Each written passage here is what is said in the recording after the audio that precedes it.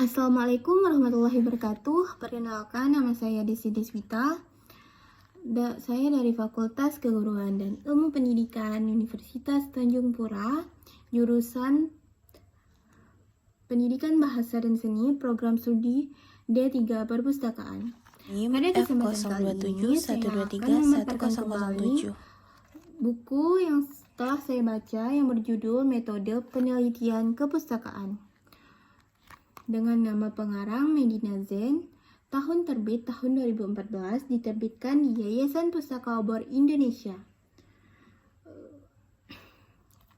Selanjutnya, buku ini memiliki 3 bab. Yang pertama yaitu, apakah metode penelitian? Yang kedua adalah bagaimana teknik membaca bahan pustaka. Dan yang ketiga adalah bagaimana membuat catatan penelitian kepustakaan. Bab 1. Pengantar. Dalam riset lapangan, penelusuran pustaka terutama dimaksudkan sebagai langkah awal untuk menyiapkan kerangka penelitian atau proposal, guna memperoleh informasi, memperoleh kajian teoris, atau mempertajam meteorologi. Yang kedua, 4 ciri utama studi kepustakaan.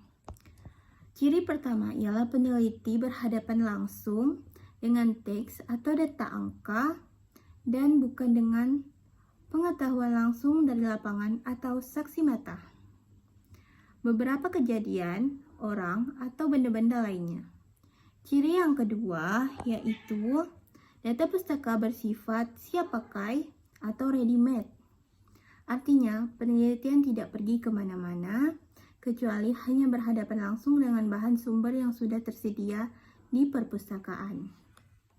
Ciri yang ketiga adalah bahwa data pustaka umumnya adalah sumber sekunder. Sekunder dalam arti bahwa penelitian memperoleh bahan dari tangan kedua, bukan dari orisinil dari tangan pertama di lapangan.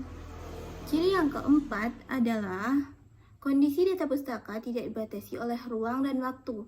Artinya, kapanpun ia datang dan pergi, data tersebut tidak akan pernah hilang, tidak akan pernah berubah, karena ia sudah merupakan data mati yang tersimpan dalam rekaman tertulis.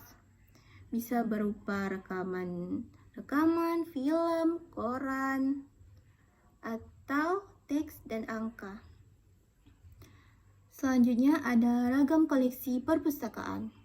Salah satu sistem klasifikasi koleksi perpustakaan yang paling umum digunakan misalnya berdasarkan kelompok yang disiplin ilmu, yaitu apa yang disebut sistem Dewey.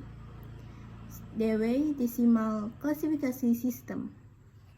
Sistem ini membagi 10 kelompok. Kesepuluhan kelompok utama tersebut adalah 1000 AD 999. Keempat, alat bantu bibliografis. Alat bantu bibliografis ada koleksi terpilih yang dalam studi pustaka sering disebut alat bantu bibliografis. Selanjutnya ada buku-buku referensi. Buku-buku referensi adalah koleksi buku yang memuat informasi spesifik. Buku-buku referensi antara lain ada kamus, ensiklopedia. Ensiklopedia itu adalah bersifat umum dan khusus.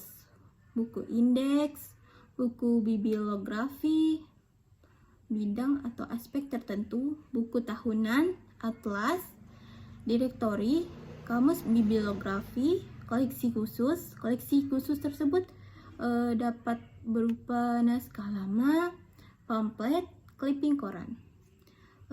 Berikutnya ada bibliografi buku, buku teks. Buku teks merupakan data mengulas bahan-bahan sumber yang kaya tentang gerakan Islam di Minangkabau pada abad ke-20. Selanjutnya ada indeks atau jurnal ilmiah. Tulisan artikel dalam jurnal ilmiah adalah bahan yang amat esensial dalam penelitian. Indeks, buletin, dan majalah. Terbitan berkala dari lembaga tertentu. yang umumnya memuat artikel ilmiah secara singkat.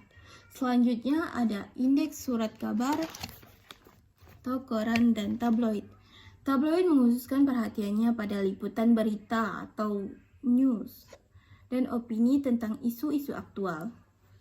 Dan indeks dokumen. Ada banyak macam dokumen, antara lain yaitu dokumen resmi pemerintah dan dokumen swasta atau pribadi. Indeks berikutnya ada indeks manuskrip. Apa itu indeks manuskrip?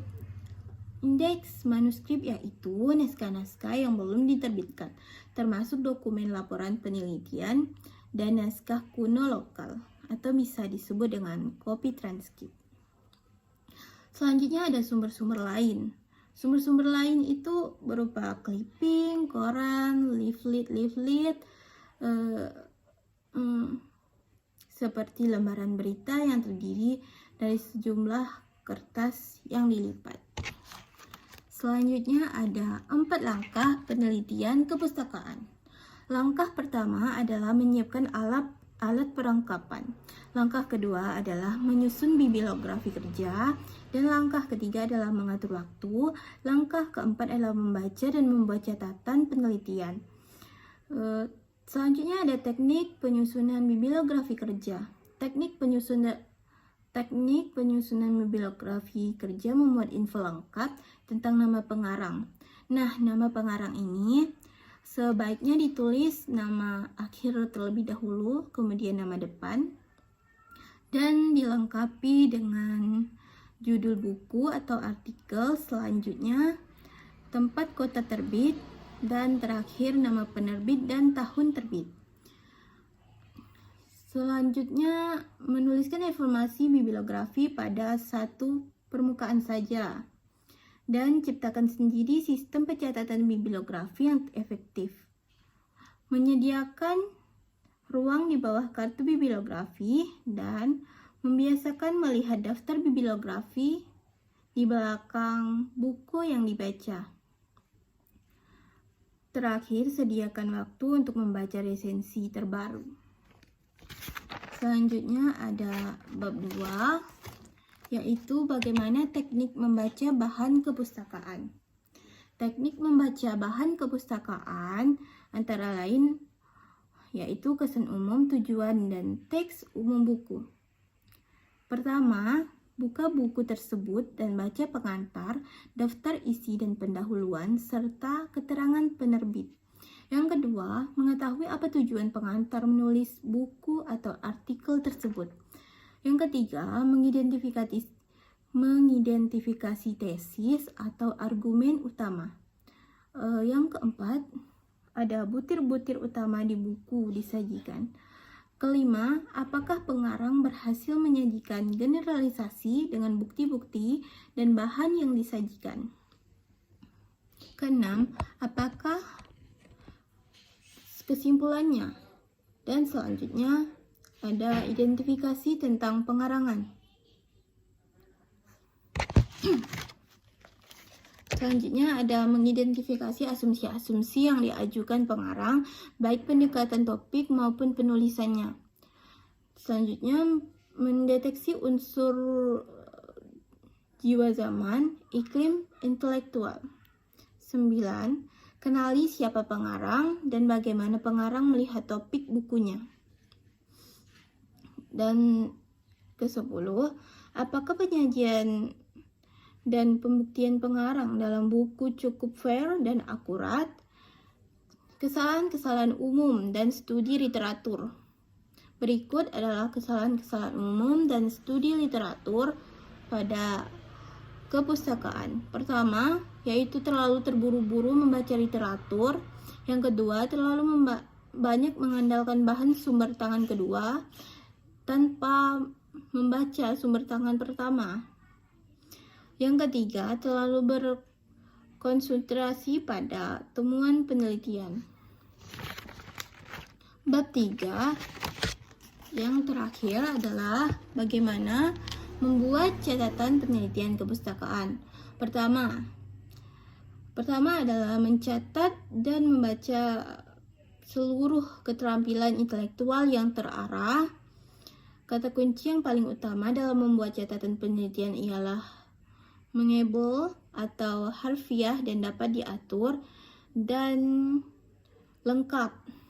Selanjutnya, beberapa jenis catatan penelitian yaitu ada kartu bibliografi kerja, yaitu apa itu?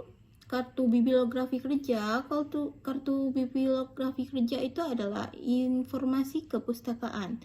Kartu catatan selanjutnya ada kartu catatan bahan bacaan atau kartu indeks, dan selanjutnya lembaran kerja harus memiliki sifat khusus. Lembaran mencatat informasi di luar kedua kategori di atas. Selanjutnya ada teknik mencatat bahan penelitian.